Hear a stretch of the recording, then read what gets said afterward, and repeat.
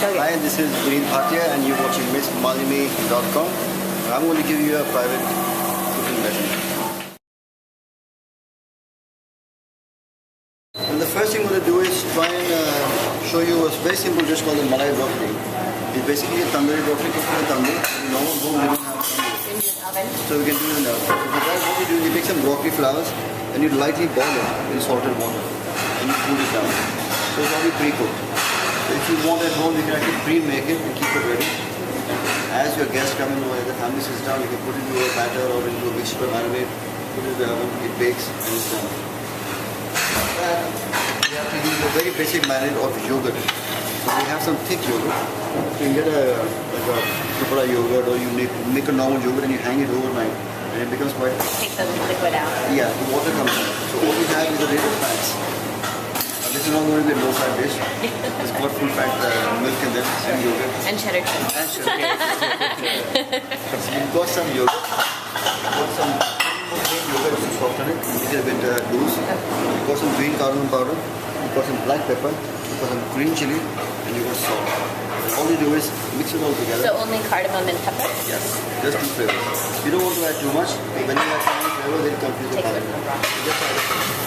When you make the batter, make the marinade, you take your flour, you put it in the marinade, and you keep it aside. And that's what you will get.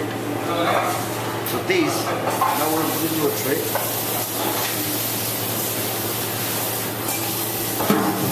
Take that in. That goes in the oven. You probably take... Are you doing it high heat? You can do this with like any vegetable, like potatoes. You can even do a mix of that. Yeah. Blend, put them on the skewer. Do it like put it in the oven and you're done. The best part here is once the dish is done, we have to cover the oven with some cheddar. The normal cheddar, thinly sliced at home. And melts. That's exactly the word. You will put it on the broccoli and put it in the grill. You get a nice little coating and we'll sprinkle some almonds on top. So when you have it like a little salad, you can indulgence. Right. You want to have some cheese, with the almonds. But still it's not heavy, it's not salty. That's okay, there's some calcium in there, like some right. protein. Cheese. That's the fun part. Not fun.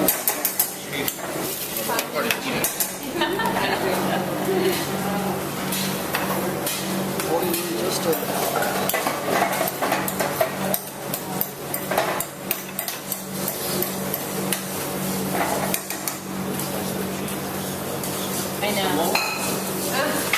That's good. Yeah. Rough camera, I'll give you. Yeah, I know. That'll be done. Nice grill. Nice little That will in a couple of, literally a minute. Tomato chutney, tomatoes. Roasted? Tomatoes roasted. Put into a pan, sesame seeds, and you sit down. That's when you serve with the aubergines, with the broccoli. It reminds me of like a casserole, you know, you like cook it with like cream and butter and like top it with cheese. I had it with not casserole, I had it in Italy. My roommate in Italy would make it. She would just put cauliflower in a pan with cream and butter, like salt, pepper, and then she'd bake it and then top it with Parmesan.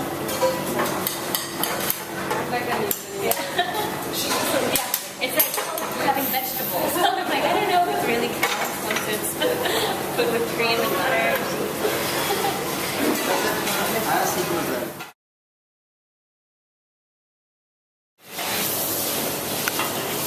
It's a very classic tandoori chicken, very way.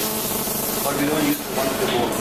So the guest point of view become very cumbersome to eat. So a marinade for a fish, lamb, or a chicken, or a lobster, which is meaty or has protein, you have to have two marinades.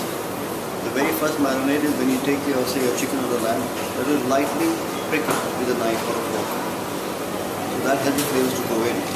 But what you also remember you have to do is you have to add some ginger paste and garlic paste as the first marinade and a little bit of lemon juice. And the reason for that is when you add that to your protein, to your meat or chicken, it opens up the pores. So when the pores open up, it's very easy for you to absorb flavors in. That is why you have the first marinade. Then you make the second marinade. For that, we're going to use yogurt. We're going to use some fennel powder. We're going to use turmeric. It's a mustard paste, which is from the bottle, actually. And this is a mustard garam masala. So it's mustard, it's cumin, it's all the spices soaked and blended up into a blender. Nice smell. Yeah, smell it, you can taste it. Is this your secret blend? I mean, it's secret for us. So that's what we do. And is this like regular whole grain mustard Whole kind of? grain mustard, yes. French grain mustard which you get, that's what it is. I mean, if you want to use a strong English mustard, use it. All the flavors which you put into your food is actually your own choice.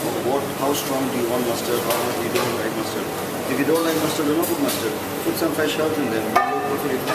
But the base is yogurt, salt, and a few spices of your choice. But that goes on to the marinade, and that should stay on the chicken for a good 6 hours. So overnight you can... Overnight is better. 6 hours is the way minimum. It needs 6 hours to absorb the flavors in. Normally in a restaurant you put them into a tandoor and you cook it. At home obviously you don't have tandoors. So what you do is to cook it on very fine. This is a cheat. If you put the whole thing into an oven, it will not come out as well. The reason because there's a lot of moisture in there. So how do you seal the moisture? You heat up a non-stick pan or a normal pan, you put a bit of oil, and you sear it. So when you sear something, it seals it off. It locks in all the flavors in. And it's a lot more juicier. And also you remember when you cook in home or wherever you are, your oven has to be preheated. Never put anything in the oven when it's cold. It will all become very flat and stodgy. It starts seeping out. The flavor will start oozing out. And it will take a lot longer to cook. So always very hot oven is required.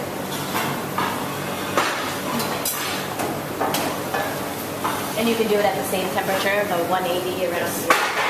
We try to keep it very static. So all the dishes go on the same temperature. 170 to 180 is the ideal setting. Anything lower than that, it all depends what you're going to cook. If you're doing a slow roast for 6 hours, then you cook it. If it's something you want to very intensely cook, then obviously you do it at a very high heat. I actually prefer gas stove. The big heat is so much faster.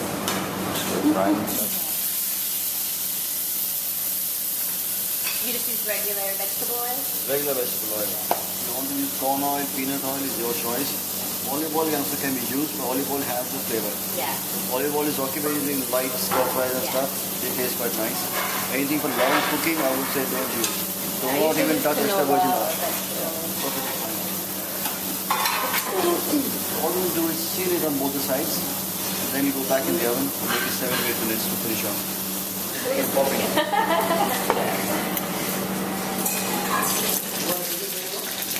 Like I remember when my mom would teach me to cook and she'd have it, like me and my brother would be like standing there with the cover.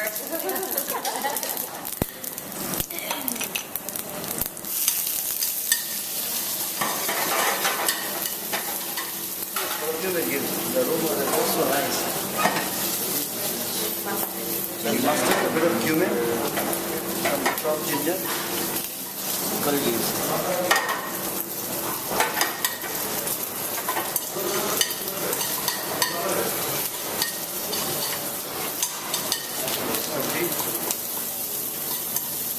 Carrots and green beans?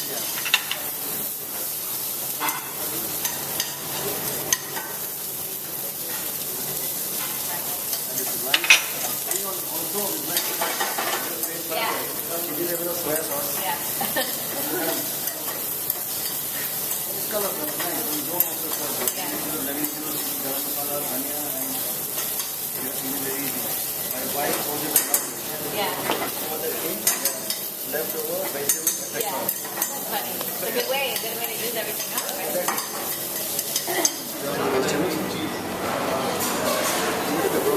Yeah. I can smell the curry.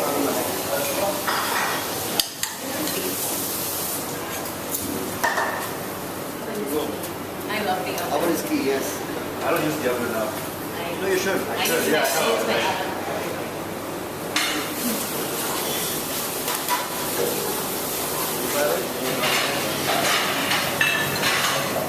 You have little color. So that's your classic bisi bella juliana in a way, which is very authentic in many manners. So grilled chicken.